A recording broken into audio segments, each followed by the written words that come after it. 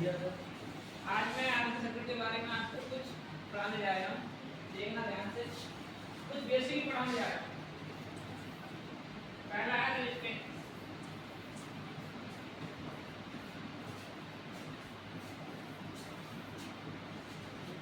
अपने व्यक्तिगत में रेजिस्टेंस का बहुत ज़्यादा महत्व है, तो इसके बारे में थोड़ी हम चर्चा करते हैं।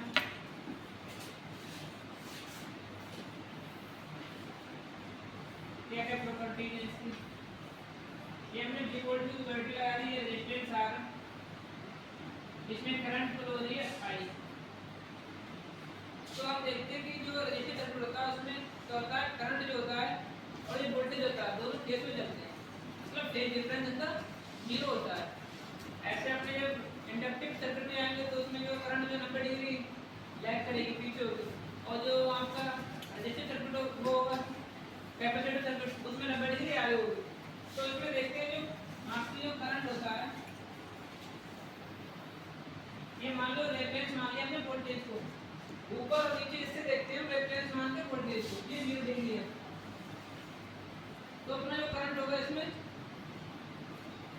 वो सेम फेज में होगा, और वोल्टेज के साथ में सेम फेज। फेज मतलब होता है कि दोनों का जो एंगल होता है बीच में वोल्टेज और करंट का, तो आप जो मानते हो फेज डिफरेंस थीटा को मानते हैं थीटा बराबर 0 डिग्री।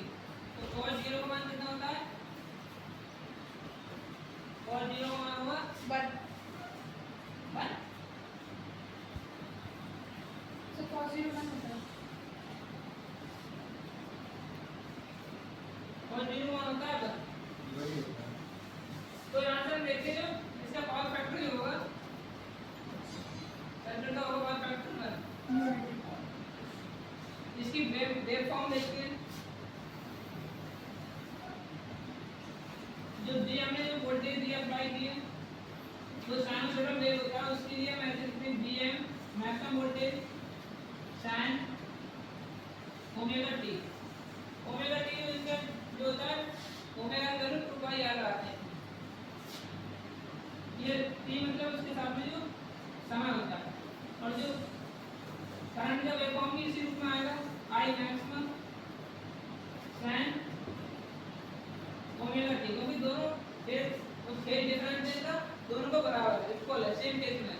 अगर यही आप कैपेसिटिव सर्किट होता है, इंडक्टिव होता है, तो यहाँ पे 90 जोड़ देते हैं, 90 घटा देते हैं, बस यही फर्क है इसमें। तो इसके लिए हम बताते हैं एक्टिव पावर रिएक्टिव पावर कैसे ज्ञात करें।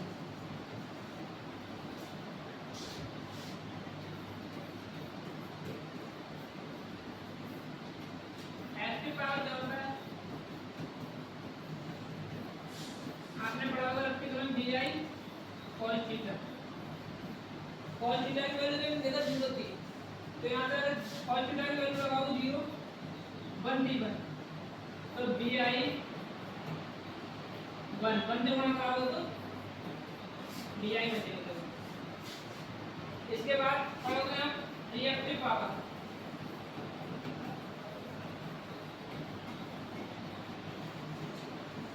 रिएक्टिव पावर होता है DI sin थीटा।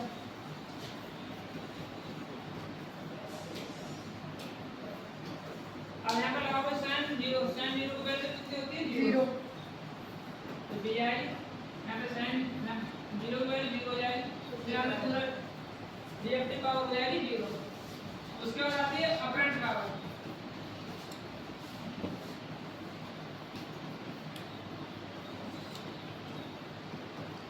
तो रेजिस्टर सर्किट में अपरेंट पावर क्या होगी, VI ये होती है VI। तो यहाँ से क्या समझ में आया हमें कि जो अपरेंट पावर है जो और जो एक्टिव पावर है बराबर दोनों इक्वल होगी। तो ये क्वेश्चन आता है कि रेजिस्टिव सर्किट होगा तो उस समय कौन सी पावर इक्वल होगी, तो वहाँ पे आप यही लिख देना एक्टिव पावर बराबर अपरेंट पावर।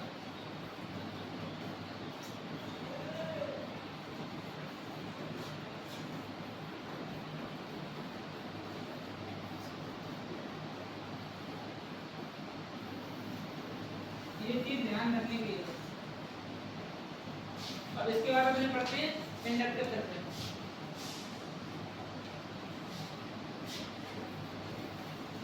इंडक्टिव सर्किट होता है कॉइल के नुमा होता है, जब हम कॉइल बनाते हैं एक तार में कई टर्न लगाते हैं तो वो इंडक्टिव सर्किट बन जाता है।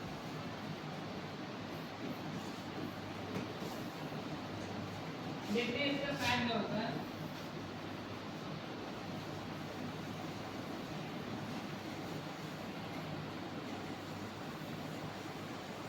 ये सप्लाई देते हैं यहाँ पे,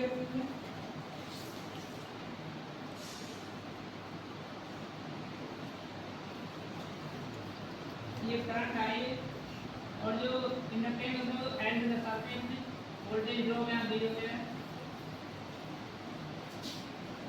तो यहाँ पे देखते हैं हम जो इंडक्टिव सर्किट होता है उसमें जो करंट होता है वो 90 डिग्री लैग करता है।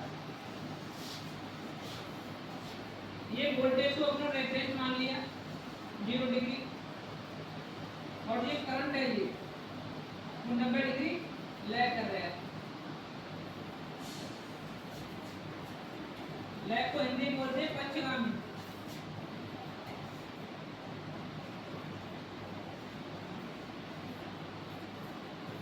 मतलब कि जो करंट है वो वोल्टेज से 90 डिग्री पीछे है और जो रेजिस्टेंस का हमने पढ़ा था रेजिस्टेंस के बारे में उसमें सेम फेज होता है। तो यहाँ पे पावर फैक्टर याद करते हैं यहाँ पे Pi बराबर cos पावर फैक्टर था cos पाई। तो cos 90 की वैल्यू 0 पावर फैक्टर में 0 आ गया। अब इसकी पावर देखते हैं कि एक्टिव पावर क्या होगा।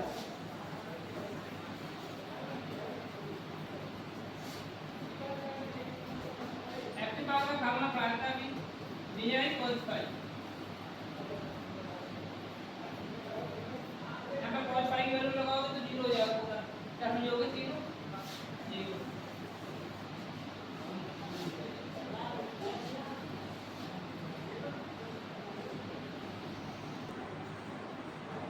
अपरेंट पावर का फॉर्मूला क्या होता है Vi के और रिएक्टिव पावर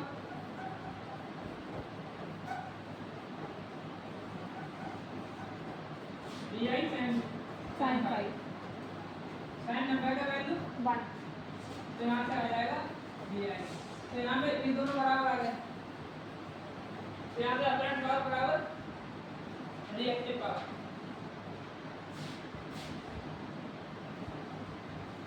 अब अलग से पढ़ते हैं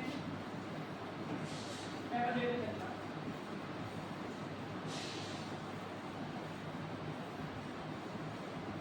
कैपेसिटर की जगह पर तुमने बैटरी की तरह से साइन होता है।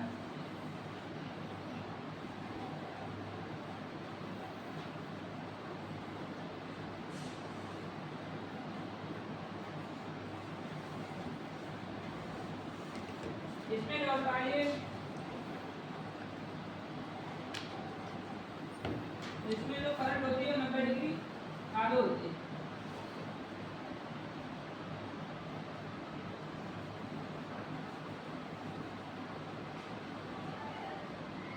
इसे बोलते हैं लीडिंग।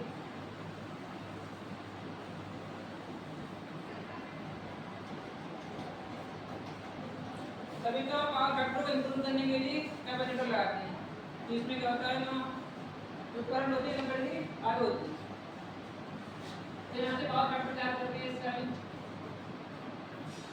पावर फैक्टर बराबर cos पाई। cos पाई की वैल्यू जो होगी यहाँ लगाओ थीटा की वैल्यू 90 होगी। तो cos 90 की वैल्यू कितनी होती है 0। यहाँ पे 0 पावर फैक्टर आ गया। तो यहाँ से क्या करते हैं एक्टिव पावर। सर लीडिंग में तो पावर फैक्टर हमेशा 1 से ज़्यादा होता है। लीडिंग जो पावर फैक्टर होता है वो लीडिंग याद होता है मगर सूत्र से निकालना है तो 0 ही आ रहा है। बहुत प्योर सर्किट है ये प्योर कैपेसिटर।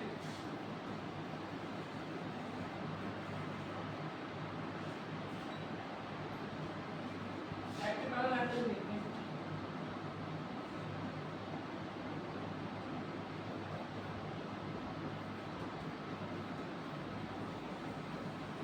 यही बात है।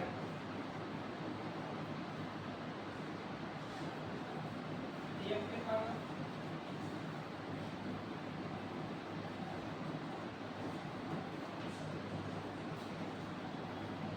ये sin बाई sin थीटा की वैल्यू कितनी होगी 1।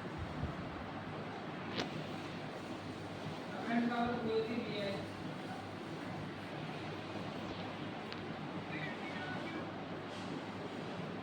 यहाँ पे ये वैल्यू और ये वैल्यू दोनों बराबर होगी। तो यहाँ पे एक्टिव पावर बराबर है करंट पावर।